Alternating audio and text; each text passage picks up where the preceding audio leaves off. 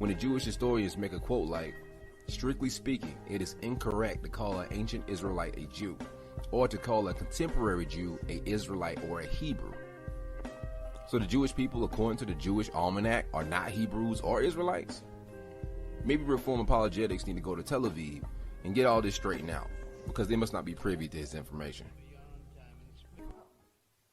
I want to discuss a little bit of sensitive history. And if I go to sensitive history, well, then I must quote sources that say it rather than that I say it. This is a fascinating book, and the web pages are there. You can check it out. Facts are facts. This is a book that was written by a Jewish man.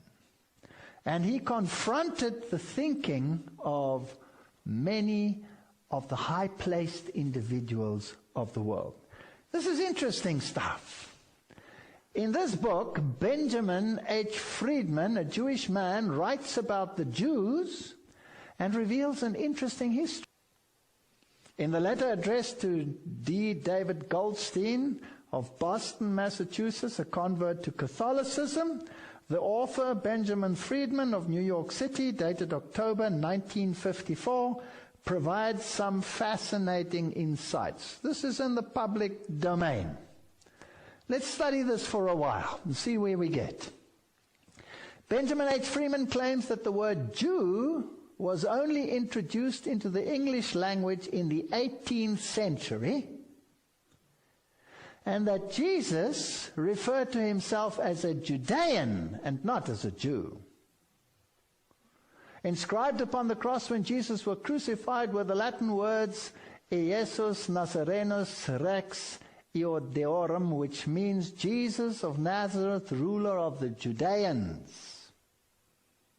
Now this is fascinating. I went and checked it, and it is so. Yes, it happens to be so. Now the word Jew today has a religious as well as a political connotation. You think of a Jewish entity, a government, but you also think of their religion incorporated at the same time, whereas the term Judean is a geographic connotation. It's a geographic. It doesn't incorporate the religion. It's where he came from. He was from Judah. He was a Judean.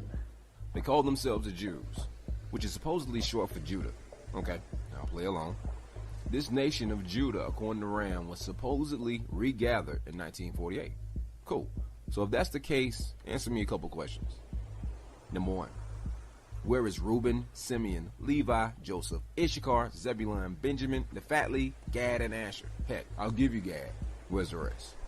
See, I agree with Ram that the 12-tribe chart is ludicrous. The only tribe we know for sure is Judah. But it's not the Negro who supposedly regathered. It's the fake Jews. So Ram, according to scripture, the burden of proof is on the fake Jews, because it's not just Judah that will be regathered according to scripture, but Israel and Judah. Jeremiah 30:3. For lo, the days come, saith the Lord, that I will bring again the captivity of my people Israel and Judah, saith the Lord. And I will cause them to return into the land that I gave to their fathers, and they shall possess it. So if they are regathered, all 12 northern and southern kingdoms are supposed to be together as one nation again. So how could they have a nation of one tribe? Number two,